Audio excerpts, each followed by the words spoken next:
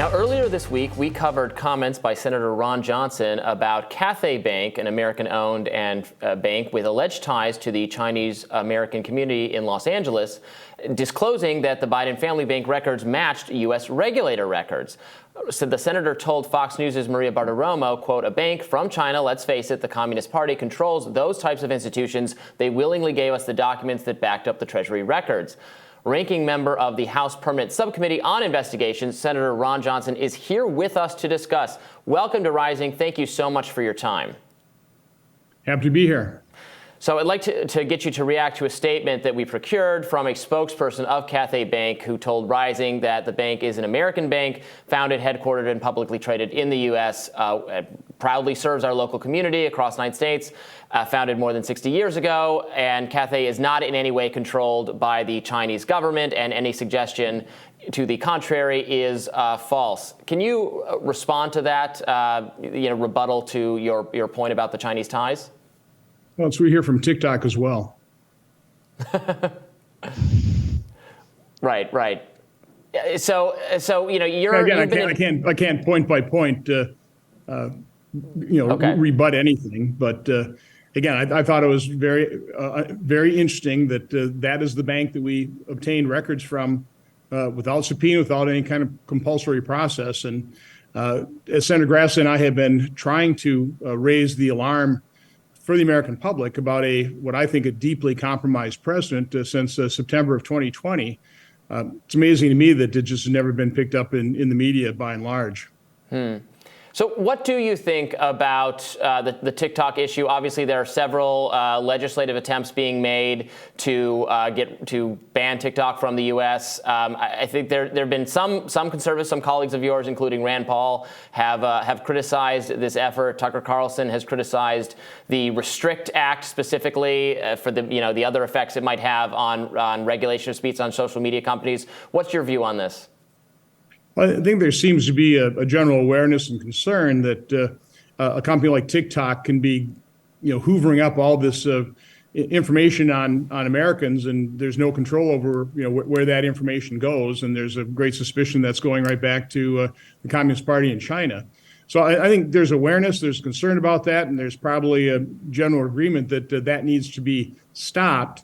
I think the problem with the Restrict Act, it probably goes too far and gives regulators far too much power that concerns people. I think the people that probably co-sponsored this bill maybe weren't thinking it all the way through or didn't understand the ramifications of some of the language. So I don't think the Restrict Act has much of a chance of moving forward, but some form of prohibition of TikTok probably will.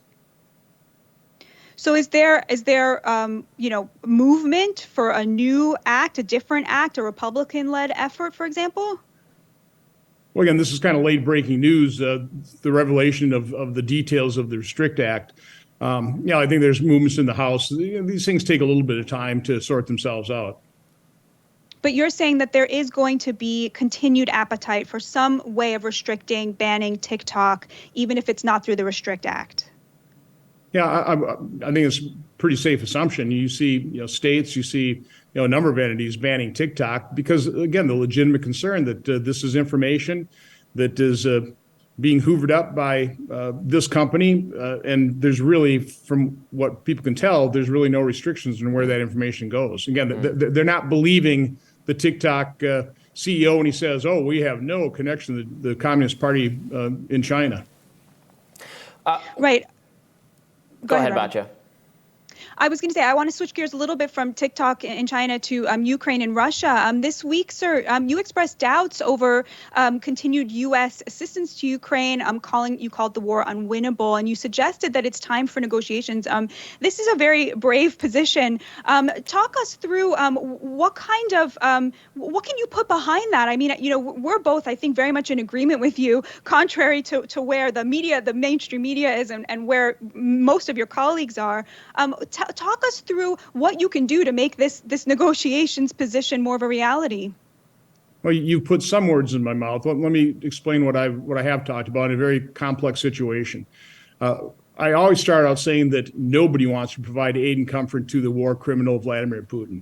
I mean, the atrocities, the war crimes are just beyond the pale. I think we all support the courage of the tenacity of the Ukrainian people. The point I've been trying to make, I think there was a point in time of dissuading Putin from invading, but under the weakness of Joe Biden, that didn't happen.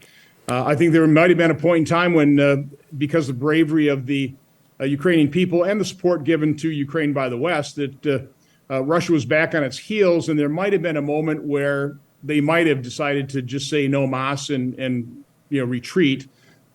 Certainly, the Ukrainian military force made some great gains, but now, more than a year into this war, what we are seeing is just a grinding stalemate.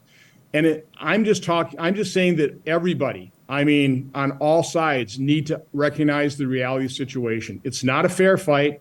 It's not a level playing field.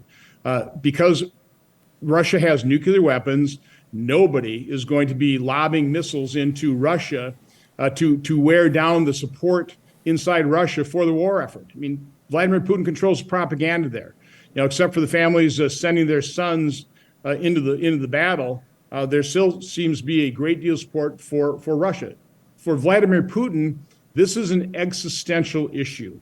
He can't afford to lose, and so he will continue to lob missiles into population centers, into the infrastructure. Slowly but surely, he will destroy Ukraine. And the only point I've been trying to make is at some point in time, we're going to have to recognize that reality, realize that a settlement 6 months from now will have a more destroyed Ukraine. Everybody will be in a worse position. And so I'm just advising everybody on all sides of this to take a look at what the reality situation is and end this as soon as possible.